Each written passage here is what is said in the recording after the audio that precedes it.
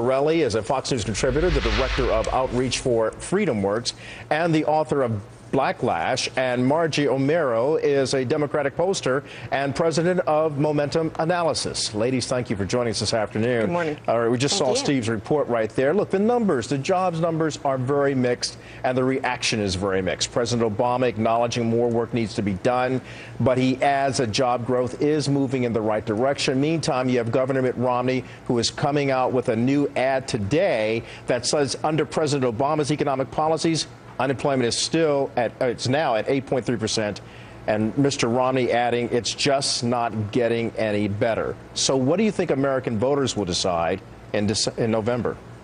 Deneen? Well, clearly, it's all about the economy, and it's all about jobs. Obama has failed the American people when it comes to his economic policy. Unemployment unacceptably high, as you mentioned, over 23 million Americans underemployed or unemployed. I mean, this is absolutely outrageous. We need job growth in this country. Obama's stimulus have failed the American people. Listen, our tax dollars were wasted for crony capitalism projects. Obama promised money to his big donors. Our tax dollars went to profitable companies like General Electric and Duke Energy. These are our hard-earned tax dollars where the administration promised unemployment would be at or below 8%, and for this year at 6%, and none of that has happened.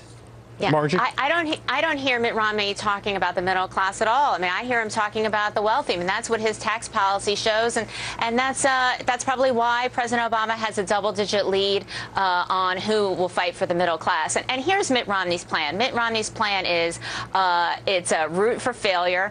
It's go back to the retro policies of the Bush administration. It's tax increases for 95% of Americans, and work with Republicans who in the House who don't want to compromise. And all of those things, all four of those things, are things that poll after poll show that the American people absolutely oppose. Well, look, both of you make strong points for both of the candidates, but the bottom line here is a working America is, in fact, a growing America. An 8.3 unemployment rate clearly shows that our economy is limping along rather than moving along at a good rate.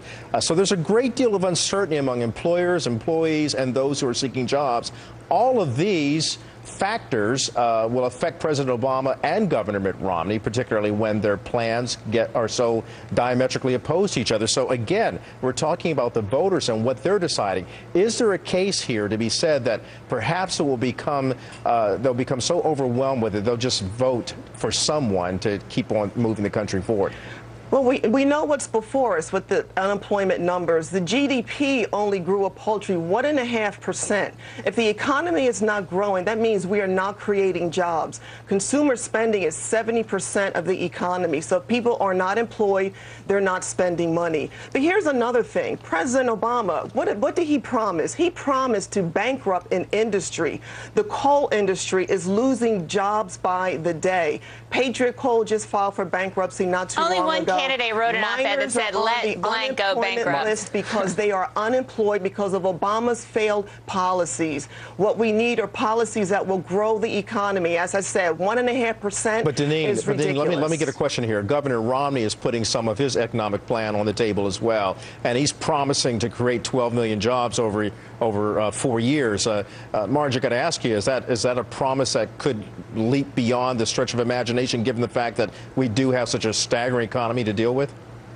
Look, when you look at Mitt Romney's proposals, we tried this already. We tried these failed policies under the Bush administration, and that is why we're in the mess that we have. And we had a Republican president, a Republican House and Senate. We had these failed policies. The economy crashed. And then we had a Democratic president. We've had 29 straight months of private sector job growth. And now we have a candidate who says, well, let's go back to what we did before.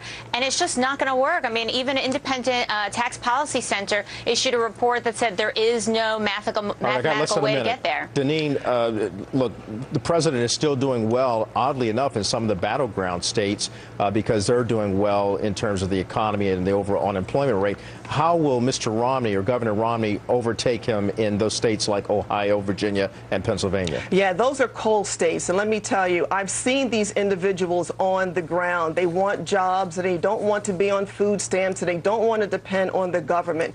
We've had over 40 months of consecutive unemployment unemployment over 8%.